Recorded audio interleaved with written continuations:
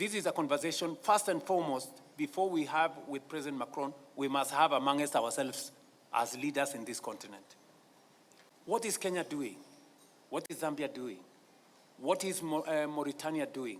What is the next country doing? What are we doing to mobilize our own resources with the support of our financial institutions led by the Africa Development Bank for us to unlock this enormous amount of resources for us to de-risk and to finance our own development?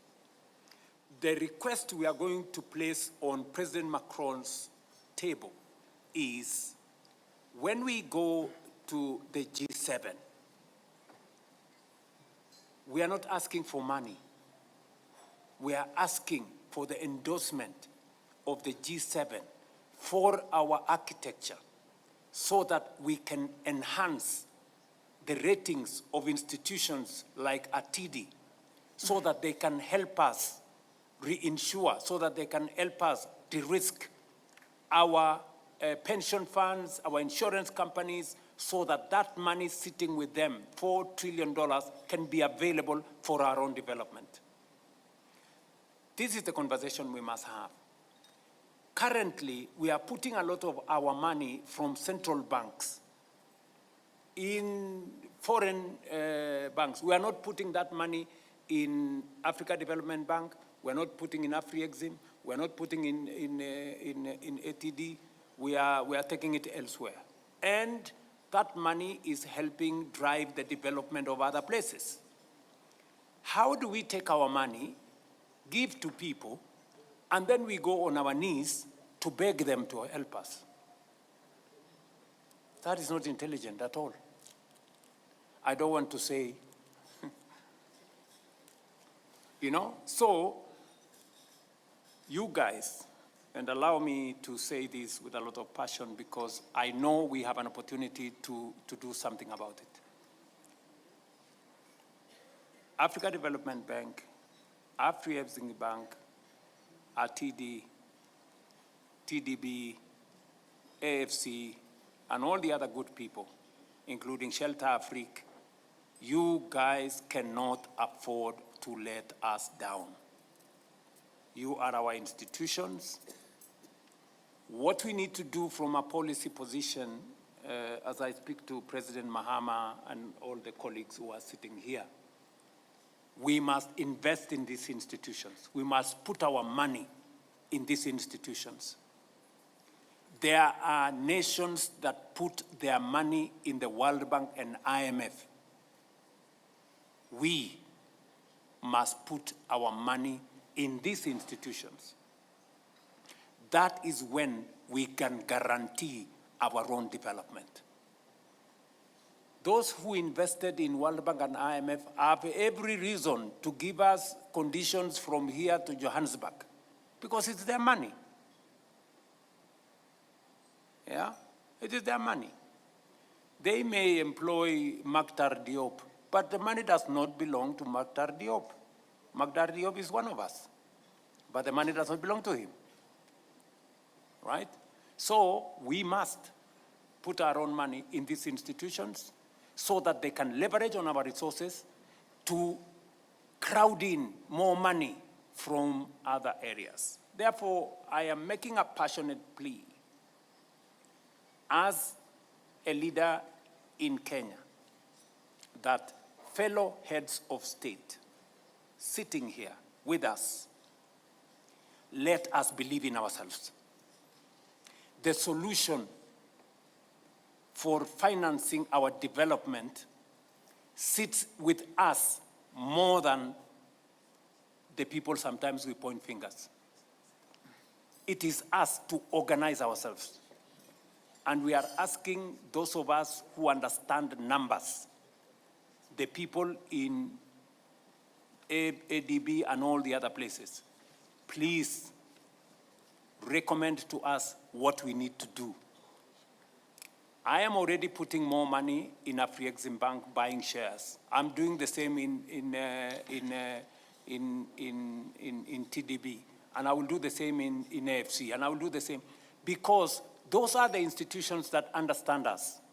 Those are the institutions that will finance our development without asking questions from here to Cairo. They will ask us enough questions. Yeah? And we're not saying we want to borrow money without complying with regulations. We must comply with regulations, but they must be reasonable. At the very least, they will not put a big premium on risk on us because they understand us. I go to Tadesse and he doesn't think Kenya is risky because he is right here with us. He knows, right? So, thank you very much. So this is what I am saying, and forgive me, Macron, I am saying this for my fellow heads of state in this room. So what we will ask of you is to help us mobilize the G7 to endorse our institutions and our facilities, not necessarily with money, but with guarantees. Just a guarantee, not money, just with guarantees. We will lift our institutions to AAA rating, AA rating, and we will be able to mobilize resources for ourselves from pension funds, from philanthropies, and from other areas. Sorry, I have taken long, but I needed to say this because it is not always that you have an opportunity to assemble such a big body of heads of state in one meeting. In this conversation, I think it is now a given that something must give way. And we are not discussing only how to reform the Bretton Woods institution to give Africa and the global South more voice and access to more concessional resources. We are also thinking outside the box. And this is a very important conversation today we are having here with fellow leaders, especially policymakers. We too, as policymakers in this continent, as DFIs in this continent, we must do something about our situation. Yes, it is good for us to discuss World Bank and IMF, and we should. But there are real opportunities right here with us that we don't need the World Bank and the IMF to do anything. We need ourselves to do something about it.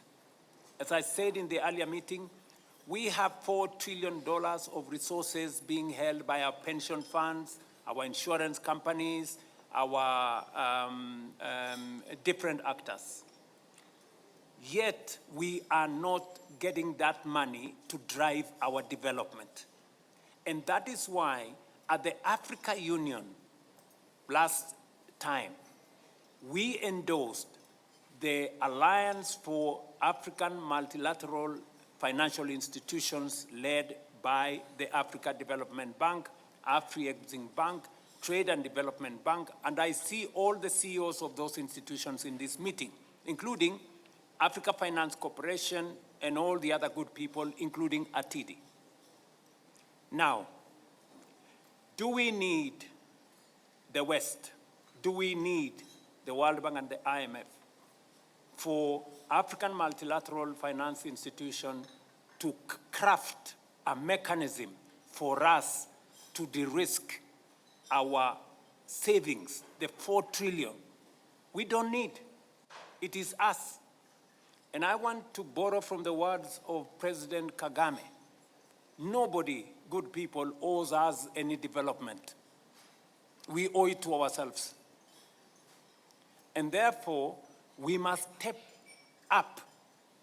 And I want to congratulate the new president of the Africa Development Bank for leading the way and mobilizing the other financial institutions and crafting the new Africa financial architecture, which will help us create the mechanism to unlock resources in our continent. And when I say that, speaking specifically about Kenya, we are raising $100 million every month from just one public pension in Kenya. $100 million every month. They are beginning to have a headache on where to invest this money. So we have a lot of resources. I'm talking about Kenya. We have 54 countries. So there is a lot of resources that with a proper mechanism and good people, our financial experts in the multilateral finance institutions, please don't let us down. I am talking to Tadesse, you are in this room. You know what me and you have done, to raise resources for Kenya. I'm talking to AfriExim, you know what we have done to raise resources, and the possibility of us raising sufficient resources beyond what the World Bank and IMF is giving us is there. Either we are being lazy or we are trying to blame somebody else. And the time to blame somebody else is not there. And today we have a golden and historic opportunity. There is obviously everything that needs to be done in order to reduce the risk, because even though we are working on this, there is risk that is excessive, and therefore we are being over cautious. This is a risk linked to African countries, to African continent. We know that the World Bank looked at improving eligibility. We looked at the reform. I know that Maktai is here. He's been working on this as well. However, we need to, I think that there are maybe 15 or so of these mechanisms in Africa, which means that even with international mechanisms that have been deployed, there are lots of African countries that are left to the wayside, and we don't have an overarching mechanism to make up for these losses. Therefore, we need further support. We need governmental aid. Sometimes we're talking about second losses, but here, what we haven't yet done is rolled out a real mechanism to help those first losses, or those first line of losses. I know that this is a challenge that we have. This is a commitment that I took with you in 2023. In order to do so, we need to work on everything I've just mentioned. This means that we need adapted budgetary and financial and tax policies, but this also needs to look at an international continental mechanism. I've seen lots of different proposals being put forward. William has seen them as well, and I would like you to look at this. How can we look at an African rating? An African rating isn't there to replace other international rating systems, but it's actually to support what's already in place. And the second thing is, how can we use existing platforms, the platforms that are based here, that also ensure these first losses, but also looking at different leverage points. We can increase capital. France will also come with ACT, so you have my commitment here, and we will support this capital as well, as was asked of me earlier, and lots of other African countries have done the same thing. And I would like you as well to symbolically come to the table. We also want to ensure that there is more financing available in case of losses, which means that we need to work within the World Bank to support this work, so that between the IMF, the African Development Bank, and the World Bank, we have capital available for those first losses that are identified. And then we will continue to work on the works that are currently conducted by the private actors, so that we can come and help. So we have a first subject that needs to be dealt with, and that's the reform of our governance in Europe. There is another question here, and this goes hand in hand with what I've just mentioned, but actually the ball's in your court for this one, because your own financial sector is not investing in African financing. You don't have the same constraints from a government point of view, but it is the four curtains that we mentioned earlier. Therefore, you also need to reform your financial sector, and I come back to the critical matter here. If we are having insufficient funding from Europe in Africa, and if the African financing sector is also not developing the structures that are needed to invest in Africa, this was mentioned by several African leaders, it means that the perception of risk is faulty across the board, be we talking about African, European, or other stakeholders. There are lots of different ways to find a solution to this problem, and that is what we're here to do today.